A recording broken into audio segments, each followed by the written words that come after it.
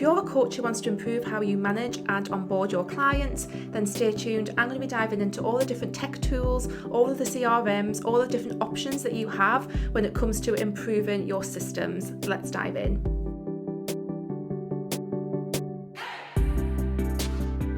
Hi there, welcome to the Wholehearted Business Show. I'm Laura. I help health, life and spiritual coaches get more clients so they can generate more income and live their most aligned life. And today on the show, we're talking all about the different tech systems, automation, CRMs that you can use to help you improve your client onboarding and management. So this is a question that I've been asked quite a lot recently in terms of what are the best platforms for people to use? What should I be thinking about? What am I going to need when it comes to onboarding clients and also managing them? And that's what we're going to talk about today. So we're going to really dive into this topic. I've been asked this question a lot, but it's one of those quite complicated responses in some ways because one thing is not going to be right for everybody. So I wanted to talk about the different options so that you can then take that information and decide what is going to be best for you. So the first thing that you're going to want to do in this process is to really think about what your workflow is and what it is that you need. So just off the top of my head, what most coaches will need is some kind of scheduling booking system. They will need some way of having their clients sign contracts or program agreements. They will need some kind of form function as well for having people fill in forms and give them information. They will need some kind of invoicing, billing, payment system as well. And then there's probably other things that your individual business might need. You might want a way of taking notes for your clients. You might want your clients to be able to give you food diaries, things like that. There's all sorts of different things that you might need from a system. And having all of that really clearly written down and mapped out is going to be the starting point before you start to look at some of these different approaches and these different systems and these different tools to see what it is that you actually need and what is going to make the most difference. So you might also want to ask yourself as part of this process is what are the priorities here? So out of all these different steps, what are your priorities in terms of automation? And you also might want to ask yourself, is there anything specific here that I need a tool to do for me? Does it need to connect with other tools that I already use? Does it need to offer multi-currency when it comes to billing, for example? Anything else that's quite specific to you and your business? What do you need your tool to do? Write all of that stuff down and have that all written down so that you can refer back to it. But that's the starting point because then you can start looking at the different systems from that point. And then the next stage is really what I'm going to do here is I'm going to break down the different options in terms of how far you can go with some of this, and it'll make sense as I go on.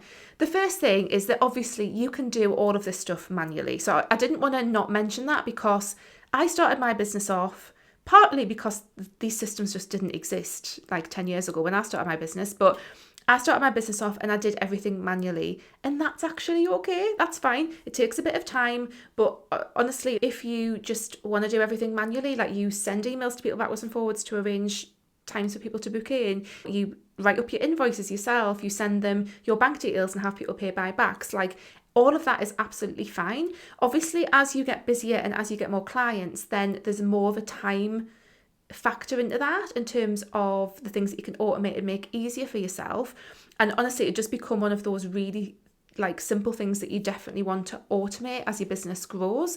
But if you're starting out and you don't have a lot of clients yet, then it's totally fine to do things manually. However, what I found with some people is that once you start to automate some of this and get the tech tools in place, that really helps you feel more confident in your business. It feels more professional. It doesn't necessarily mean that your business is more professional. Like I say, you can absolutely do these things manually, but there's a little bit of a mindset side of things almost for people in terms of it makes them feel a little bit more legit, even though in reality that doesn't make a big difference. It just makes them feel different. So you can absolutely do all of this manually if you're happy to do it that way. That is totally fine. And then the next option from doing stuff manually would be to think about different elements of adding tech in there, so like a mix and matching approach. Again, that's where I progressed to in my business. So I started off using Calendly for my booking system, and then I added in like different payment options, like using Stripe and PayPal,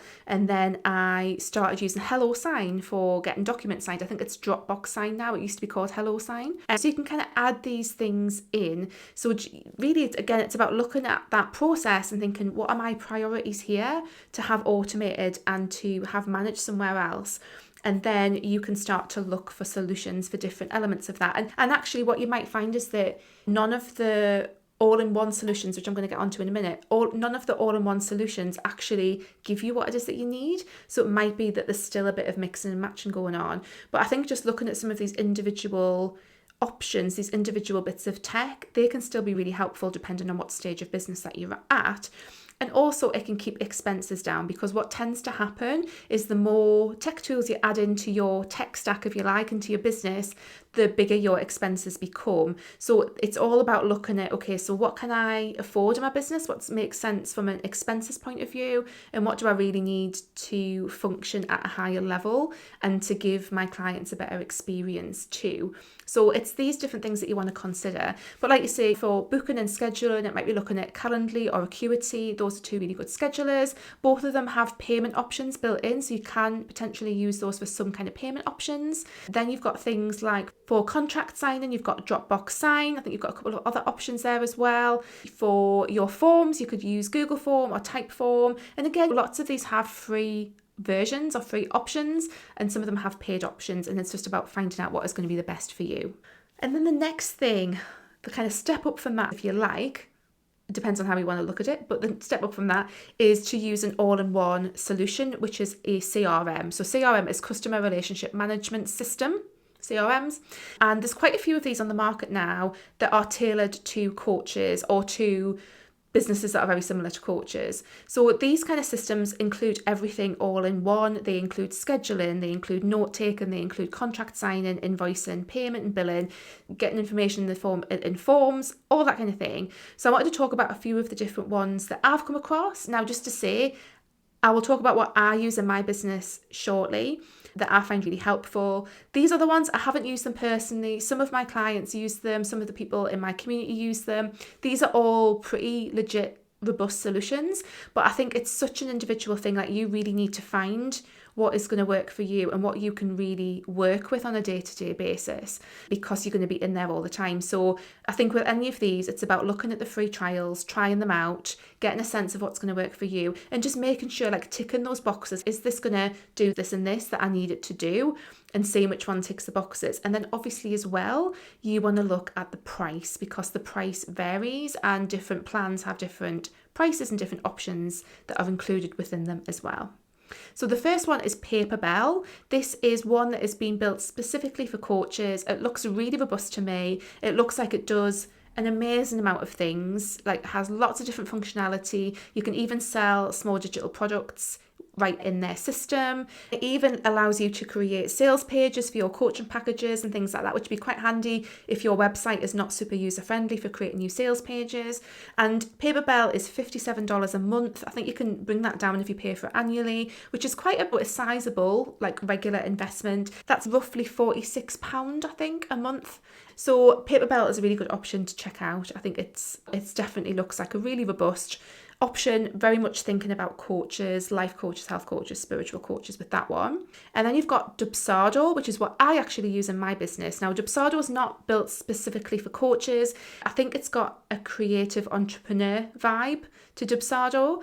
I love Dubsado. I'm going to talk a bit more about Dubsado in a sec when I talk about what I use, but I really enjoy that system. It enables me to schedule. I also have, like, all of my contact forms on my website are in Dubsado, which is for me a really big thing, because contact forms on websites are a fucking pain in the arse. Just to say that, as someone who designs websites, contact forms have given me a lot of headaches. So having an external contact form that is embedded into the page is magic. So it does that. It does scheduling, as I've said. It does invoicing, contracts, forms, note taking. I don't necessarily use the note taking element, but it works really well. Another thing that is useful with Dubsado is that you can create automations in there. So for example, if someone books in for a discovery call, then it can send them automatically without you having to do anything. It will just send them automatically a form for them to fill in before that call. It automates different processes, so that can be really helpful if that's something that's important to you as well.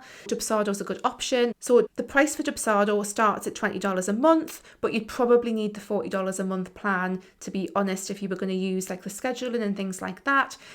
With all of these as well, just to say, with all of these different tools, always look out for deals around Black Friday. I know Black Friday is a way off as I record this, but look out for deals around Black Friday, because I know Dubsado will almost always do a deal at Black Friday. So yes, you probably need the $40 a month plan. That is about £32 a month, but Dubsado is another good option to consider as well. And then a few other ones I want to mention. Practice Better is another one, really set up for, I think, health coaches, like your nutritionists, it's that end of things. Has lots of different functionality in there in terms of like food diaries and meal plans and things like that. That's another good option that you can check out. And there's also Satori, which is another one that's been created specifically for coaches. So that's another good one to look at. You can get started with Satori at $19 a month. That's about £15 a month.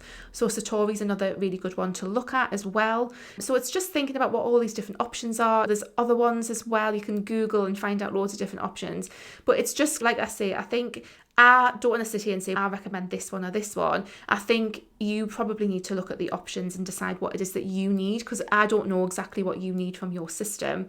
Do that kind of workflow mapping and then identify exactly what it is that you need from a system, and find a system that's going to give you that, basically. So those are just some of the all-in-one CRM options for coaches. And like I say, they do a lot of stuff. So sometimes it's about looking at the price and thinking Paperbell might be $57 a month, but if I'm using Calendly and this and that, then all of those different things can add up. So it's just looking at what is the best option for you and what it is that you actually need from something. Sometimes as well, just to say, I think if you don't need all of the different features that something offers, sometimes the system can get a little bit overwhelming too. So I think it's about finding a system that has just what you need, but not too many options that it feels like there's a lot of extra stuff in the system that just becomes overwhelming. So that's another example, another way to think of it, basically. And then in my business, so as I've said, I use Dubsado. I've used Dubsado now for about 2 years, I think, and I really love that system. I find it works really well for me. Like I say, I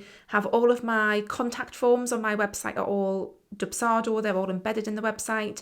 All of my scheduling is done through Dubsado as well, so that all links into my website. I have it embedded in nicely designed pages on my website so that it's a really nice client experience, so that it's all done with my branding. And then all my invoices, all of my contracts and stuff are all done in there.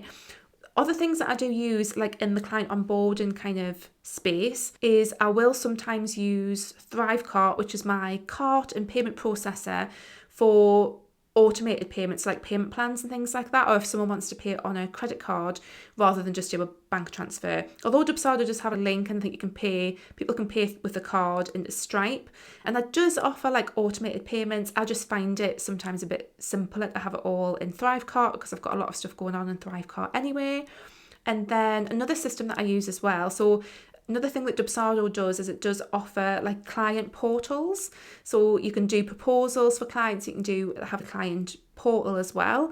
But I haven't really gotten into that, to be honest, and really looked to see what I can do. So I've been starting to use Notion for a little client portal, which is where I manage clients on an ongoing basis. So once they're through that onboarding process and, you know, the contract's been signed, the invoice has been sent, then they get this lovely little portal in Notion where we keep a track of how many sessions they've had. I will put notes in there. They can see all the links to like access me on Voxer, to get access to my courses and programs. Everything's in one place and it looks nice. So I really like using that alongside those other processes too. So just to sum up, I think you have to start off with that workflow, with really knowing what it is that you need. And like I say, if you're a brand new coach, that's probably going to be some way for people to book calls, some way for people to sign contracts or program agreements, some way for people to fill in forms, some way for you to invoice and get paid.